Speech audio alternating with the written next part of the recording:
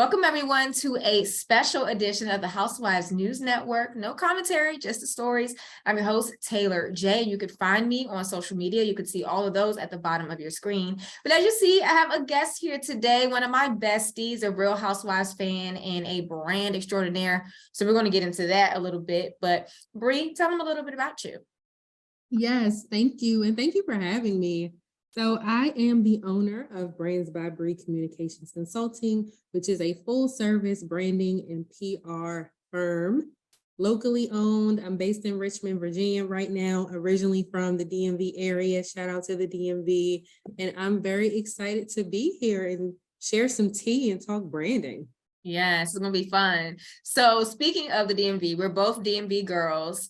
So the Real Housewives of Potomac has a special place in both of our hearts, I think would be safe to say. Yes. And so right before this recording, news broke that Chris Samuels and Monique Samuels have filed for divorce, or I guess Monique filed for divorce from Chris after 10 years of marriage.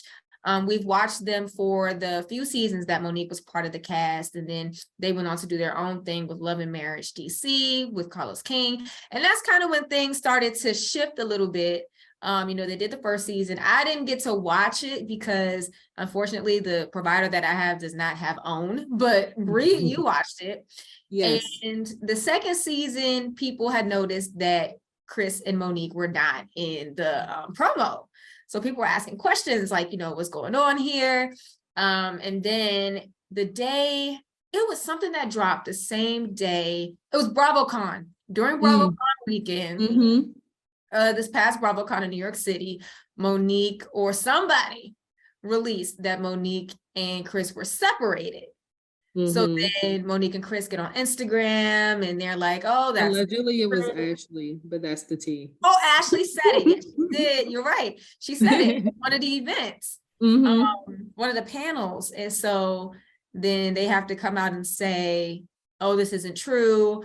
But actually, I got sucked into a rabbit hole not too long ago, looking at Monique's Instagram, and Chris wasn't on there. It was just like her and her kids. So very interesting. And Chris has lost a lot of weight. Yes. Giselle was known for calling him big boy. Yes. Chris is on his hot boy summer. I'm here for it. So when we were just kind of talking about it a little bit before we hopped on here. I mean, what are your initial thoughts? You were a Monique fan too. Yes. I'm one of the few that still be rooting for Monique. Are we surprised?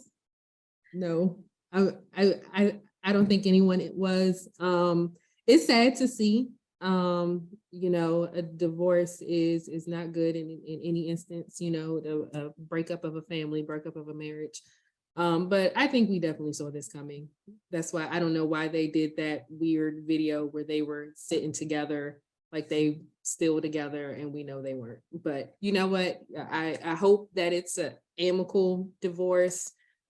I just saw before we got on here that Chris apparently isn't following her on any social media accounts. I saw that as well. So I don't know what that means, but I hope they can do it peacefully. Yeah, and it's again, it's sad to see the breaking up of a family, and then like just all the controversy surrounding their family. I think it must have been season 5 where they kind of were trying to stray away from the rumor that was going around saying that their third child was not Chris's, and one thing led to another. That's something Bry and I do not like to talk about because we're on like either ends of the spectrum when it comes to the RHOP season 5 fight. Maybe that's something we'll talk about at a later time. But it will be that needs its own episode. We can't get into that. And a lot of time to talk about it too. So it'll be interesting to see if Monique makes a return back to reality television. I know at one point Andy Cohen did invite her to do Ultimate Girls Trip, but she turned it down. But sometimes it seems like when people have changes in their lives like that they want to come back. People I wouldn't be surprised because it's hard to be on reality TV when you're hiding your own reality, which I think she was doing. So I think now that, the news is out there, she can freely, live her truth. So I won't be surprised if she decides to make an appearance. And it may be too, as far as hiding reality, that they probably skedaddled off of Love and Marriage DC, because it was built around them, but Monique was getting a lot of backlash, right? Yeah, yeah. That's why it was pretty obvious then that, to your point, this franchise was built around you and your marriage and your family. And for you not to continue to be a part of it, then it's like, well, yeah, something's going on. Yeah, for sure. Well, yeah, I just wanted to get that in there really quickly. Really excited to see the new season of Housewives of Potomac. They have 2 people that are joining, a new full-time housewife and a friend for Wendy. Wendy's going to have a friend. Yes. And I think that was announced last week. So it'll be interesting to see how that plays out. I miss the girls, the cherry blossoms. Yes, yes. I miss seeing them going places that I'm like, oh yeah, I've been there. So. Or I need to try there, Yeah. Yeah. Cool. So from the cherry blossoms to the peaches. That is what we are here for. Season 15, episode 7 of the Real Housewives of Atlanta. And I feel like what's more interesting is what's been happening offline versus what we have seen on this episode, specifically between Kandi and Sonia. But from where I want to start, because we have a brand expert here, the big thing, has been She by Sheree from season 1 to now. And we're going to see next week that Kandi and Sheree are going to kind of get into a disagreement. Candy's going to throw some shade. She calls it She by Sheen. And Sheree's like, was it shade or was it truth? But we'll get into it. So, and I'm sure everybody has their thoughts and their opinions, but as somebody who is a brand manager, you work with athletes, you've studied this, this is your expertise. What would be your advice to her? Sheree's doing it all wrong. Just to be completely frank. I mean, and to your point, we've been waiting for this She by Sheree brand for years, and it has really become like, the joke of all jokes, for her. And really a part of her brand has become the joke. And so when it was time for her to finally reveal, I mean, she just truly dropped the ball. And I would expect this from a newbie, but as a veteran, this is not good for Sheree's brand. Personally, in my opinion, you are a veteran in the game. The people that you started this franchise with have gone on and had all these successful businesses. They ventured off into different things. So for you to be at this stage in your, housewives career and to, fail at this level, give me a call, Sheree. That's Give our call on the main line, okay? Yes. But also, did you pick up, because you are a big Bryonna fan, that Bryonna showed her love? Yes, and that's why it's so disappointing, because I mean, if you have Bryonna paying attention, if Bryonna is waiting for She by Sheree, you need to deliver. Bryonna has her own brand, Fenty, and everything that she has over there is just doing wonderful. And if you have somebody of this caliber, waiting for some She by Sheree, you need to deliver, Sheree. Where is the delivery? Where are the boxes, Sheree? Where is it? We are waiting. And someone made a good point that, if she was really thinking about it when Bryonna, put out that tweet, that she could have sent her some material, some items to wear. That's why I said, where's the box? Like she's missing opportunities. And one thing in this business, you can't miss too many opportunities. And Sheree has missed a lot. And that was a big one. She should have, been Beehive out here sending people She by Sheree boxes, and they doing reveals on Instagram, and you have Rihanna kick it off. Sheree, are you watching? Call me. I love it. But you know what? And another thing, because I'm like the optimistic one. It's never too late, Sheree. You can send it to her. You still have time. Yes. The moment has not passed yet. You can, overnight ship. There are things you can do. But do we have the product to ship? Look. I cannot with you, Brie. But that's what people have to say it too. Like, does she even have the product? And I mean, honestly, Kandi has said that she has even offered to help Sheree. And I'm like, you have Kandi right there. I mean, we've seen everything that Kandi has built just off the back of the Real Housewives of Atlanta, you know, like the dungeon thing, for example. I mean, she took that, which was a really dark time in her life, and turned it into a moneymaker. So why not? Yes, she ain't taking notes. Get your pen and pad out, Sheree. Take some notes, please. Yeah, because I really want Sheree to win. I do. We've seen her go through a lot, as a housewife, and we've seen more revealed about her personal life. So I want her to win. She just, needs to get it together. Much agreement there. So we're rooting for you, Sheree. We're definitely rooting for you. Okay, so let's pivot a little bit, just talking about Kandi and how she helps people, and that kind of brings us to the Marlow drama that's been happening for the last few weeks. Now, Kandi has her speak on it on her YouTube channel, and she said that she was told by producers that they're going to start moving away from that. So I think that this is going to be our last week, kind of dealing with the whole Marlow Kandi situation that's happening. But it's turning into a whole thing now with Sonia. And Sonia's in hot water as a result of what's been going on. So here's what has gone down. And this is before the episode aired too. Sonia did a interview with Carlos King, who calls himself the king of reality TV. He used to be a Real Housewives producer. He also is the one that started the Love and Marriage franchise, which included Monique, Samuels, and Chris. And he asked her at the end of their interview together, who would she cast? Like, if she had her own dream Housewives cast, who would she choose? And so she said herself, Marlow, Sheree. And then she said Claudia and Portia, which this is already just an interesting mix of people. And then I would say the one for last, the ultimate one for last. So she said she wanted Phaedra, but since Kandi doesn't want to film with Phaedra, she would put Kandi on ice for a season and let Phaedra come into play. And then Kandi, in turn, went in on her. Basically calling her a fan. She said, you picked people that you were fans of, and if we want to ask the fans what they really think, basically alluding to the fact that fans are probably not that crazy about Sonia, which was like, dang, Kandi. But she's also upset with Sonia because she feels that Sonia is basically choosing a side between this drama between Kandi and Marlow. And she said that her thing, for the most part, is that when people are having conversations about Kandi, for example, earlier in the season, I think it was Courtney, Sheree, and Sonia talking, and Courtney was like, Kandi brings out the ghetto.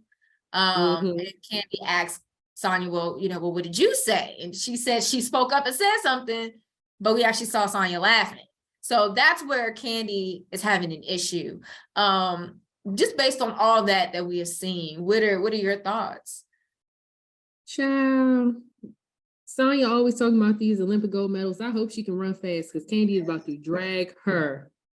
Seriously. It's going to be something else. It's going to be something else. It really is. But I mean, I think this has consistently been the issue with Sonia and her Housewives brand. She's a flip-flopper. And that, that doesn't play well with the Housewife fans. Either you're going to stand on your own or you're going to stand with a team. And she is playing both sides, and it's not really a good look for her. So I do think Kandi went in a little bit harder than she maybe could have, but I mean, at this point, Kandi looking for smoke from anybody. So, Sonia, you open that can and, you about to get cooked. So like Kandi told Courtney, you better bad back. Yes. And something that Kandi had mentioned on her speak on it, which I thought was a good point. She said one person who was able to kind of navigate the neutral thing was Cynthia Bailey. Because Yes. she was accused of being a flip-flopper too by Portia. Yes. I was about to say, in the words of Portia, flip flopper. She called her a flip-flopper, a flip-flapper. Yes. But yeah, Oh. Cynthia, but one thing I could say about Cynthia from my memories of her time on the show, I mean, if she had an issue, or she would speak up for her friends, or she wouldn't have a problem, saying something to them, but she felt like they were in the wrong. Like, one thing that comes to mind, I think the ladies were in San Francisco, and this is when Kenya and Mark had first gotten married, and nobody had seen like nobody knew who Mark was. Yes, so, at that table, they had a dinner. yes, they were at a dinner. This was the door is closed, like during that time between Nene and Portia. And so they're talking, and I believe Marlow brought it up, and she was like, do we believe that Kenya's husband is real? And I mean, Cynthia got upset. She was like, we're not going to talk about this. She starts crying. That's when they had that fake foldable Mark sitting. Yes, with the question mark on his face. They were so the shenanigans. Like, yes. But yeah, so that's what comes to mind when it comes to Cynthia. Now, she has had her moments where I'm like, okay, girl, especially the season where they was shooting the commercial, and and Nene came back, and she acted like she didn't even know Kenya. I know. That was definitely flip-flopper on 1,000. But I think the reason why Cynthia kind of got rid of it is because Cynthia, she's a model, she, blows in the wind. So I think people saw Cynthia a little more innocently than Sonia. Sonia is moving into the villain side of things, and that's never a good look. Yeah. And it's especially like at this point in time too, with just everything that's going on, and she's like hanging out with the people who kind of been coming at Candy the hardest. So I can see why, Candy would feel the way that she does. So my next question for you then is, people like to say that Candy has people who speak for her, or she, like the Candy Coated Clique. I'm about to say the Candy Coated Clique.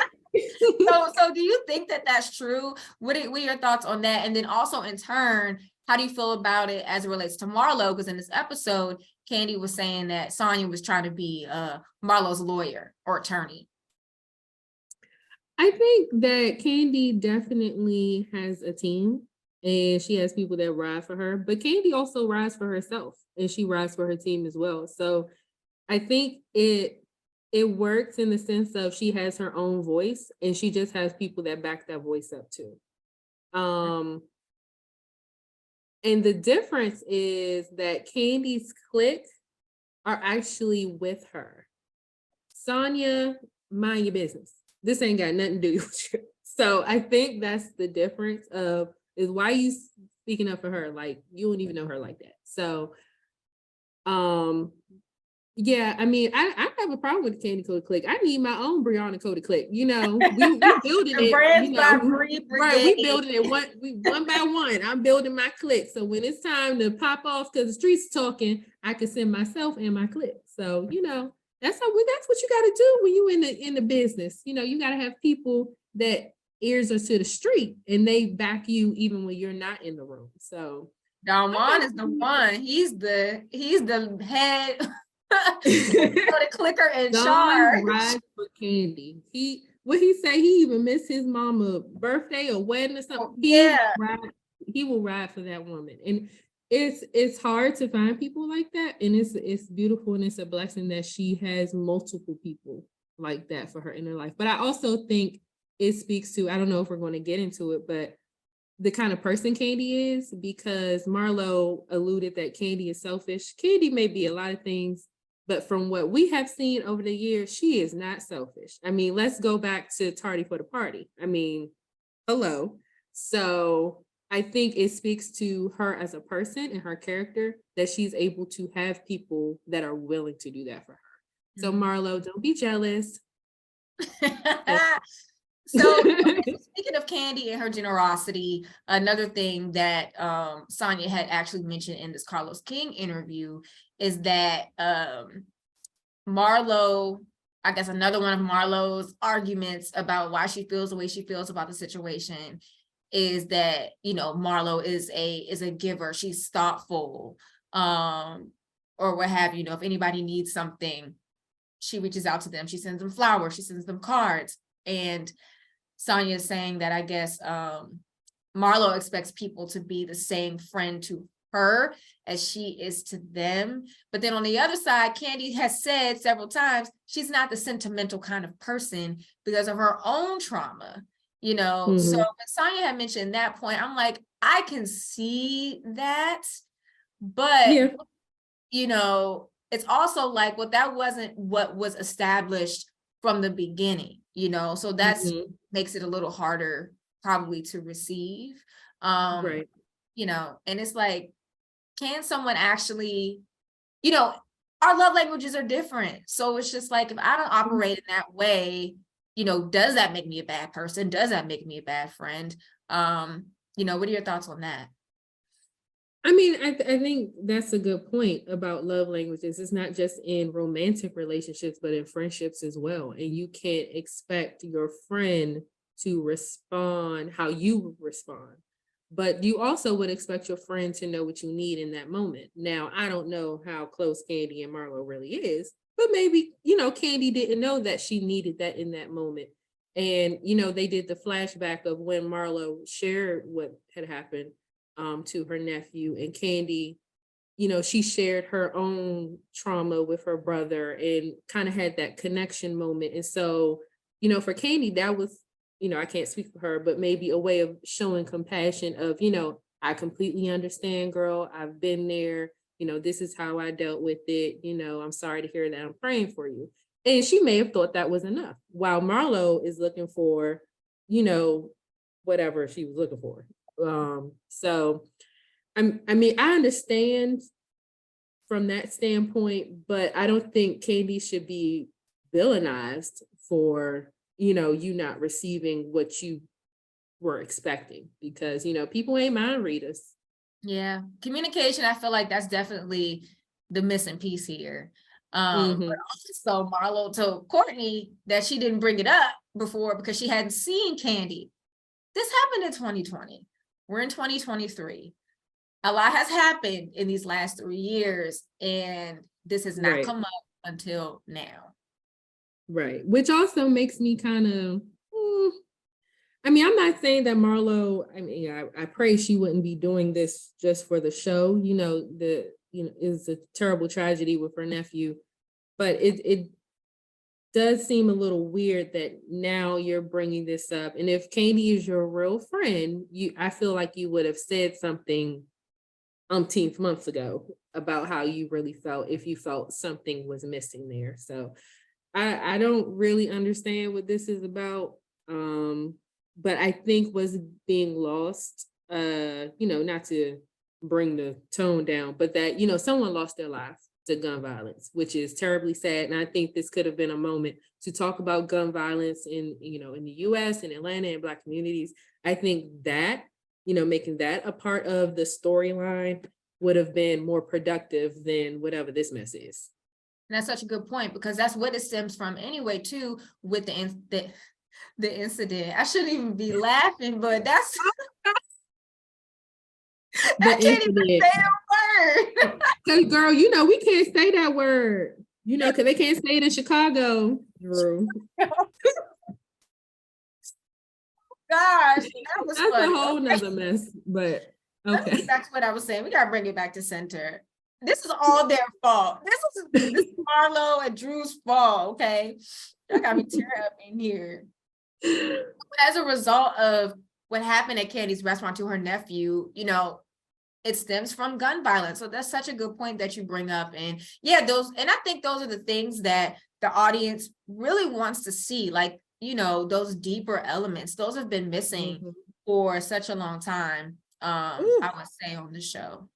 A long time. Yeah, I mean, we've talked offline just about my feelings with the show, and y'all, I am a Housewives fan. I have been with Atlanta from the beginning. I am sipping some Georgia peach tea. That's how dedicated I am.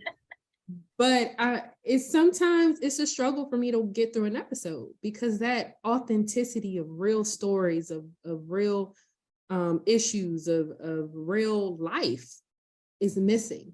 And sometimes it's just this nonsense is being brought to the forefront. Not saying, Marlo's feelings are nonsense, but I'm just saying there's a deeper conversation that should be had right now, and they're just missing the opportunity.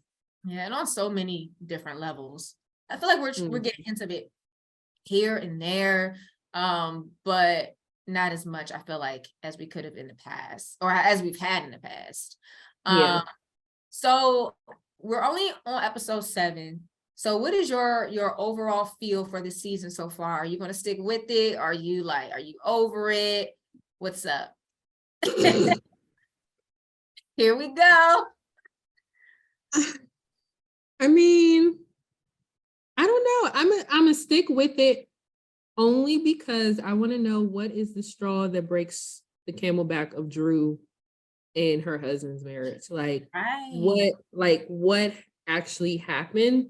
Because again, divorce is a terrible thing, the breaking up of a family. But, several seasons ago, I'm like, Drew, what are you doing? And so now I want to know what was her breaking point, because I was over it 2 seasons ago. So that's the only reason why I'll probably, still stick with it, which I'm sure they're going to wait all the way to the end to get to that. But it's okay. I'll be watching. And we're seeing little hints here and there, like one thing I picked up on, because I watched the episode again when she was doing her rehearsal for her music video.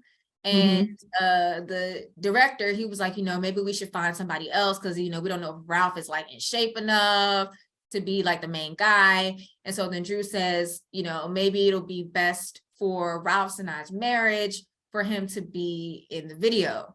So it's like little things, I don't want to say droppings. There's little things that they're putting in there, You say droppings because it's a whole bunch of bull. Look. Okay, so reminiscing on the past, we're going to end with this, okay? If you had to pick any season, what was your favorite Housewives season and why? Oh, this is good. Yes, this is good. Because, well, Taylor knows this, but I've been binge watching Atlanta from the beginning for the past couple of weeks. So I'm fresh in it right now. And I would have to say, I hate to be cliche, but that season when they went to Africa, like I don't know. It just felt like it was authentic friendships. They had their drama, they had their messiness, their tea, but that season it was very authentic in the sense of the cohesiveness of the group. Okay. So that season definitely sticks out to me. But if you want to talk about messy now the messiest season, definitely the season with the yeah. the dungeon. Yes, that season was a good season in the sense of it was real life, because you saw, unfortunately, a true friendship break. And I mean, it happens. It's unfortunate that it happened. It didn't have to happen, but I think that was something real and honest we saw playing out, and it just showed just how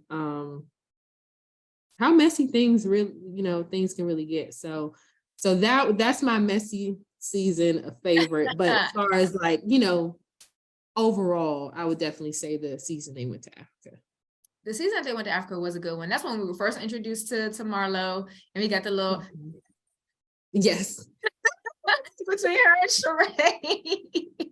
Yes, I still don't know, like, what were they saying? What were they doing? They were fussing about something. And then that's also the season that Kandi was told that she was going to get married, and that the person she was getting married to was with her, and all along was behind the scenes. So I think Yes. that's great. And I just love seeing the evolution of her story. Mhm. And this might sound crazy, but Kim Zolciak's story was a favorite of mine too, because of how, just the progression that she was able to make going from being Yeah, from crooked wigs and big papas. she goes to the psychic lady and she says, you're going to get married, you're going to have a baby, and it's going to be a boy. And that's what happened for her. And I mean, of course, we know what's going on with them now, which is unfortunate, another breakup. But I really It's thought a that lot of divorces. yeah. Jesus. Yeah, I mean, the only really successful one has been Candy and Todd. And I would say, even though Nene and Greg got divorced, they did get back together. Yes, yes. But Candy and Todd, they stood through it. And I mean, They they've had a lot that could have broken them up that we've seen. Yes. Mama Joyce, leave Todd alone, please. Woo! She said, you don't put two people together that got big heads. You don't put them with workers. You introduce her to a worker. Mama Joyce is something else. Yes, we love Mama Joyce. Oh my gosh. But thank you so much, Bry, for being on today. You're definitely coming back. We got to do this. Yes. This was fun. This was fun. I love it. Thank you for having me. Yes. And just let everybody know where they can find you on social media. Yes, at Brands by Bry on Twitter and on Instagram. If you want to see how I really am, follow me on Twitter. I'm fun. I don't just talk work on Twitter. We have good time, good conversation. And definitely, if you are looking for branding or PR services, you can visit my website, brandsbybry.com. And we can see where we can go from there. All right. And I'll be sure to link all that below too, so people can get to you easily. Don't forget to leave your comments as well. What's your favorite Housewives seasons for Atlanta, the messy season, and for the storylines, this authenticity and the depth? Let us know down below. But yes, don't forget to like, comment, and subscribe, and we will see you next time. Yes, thank you.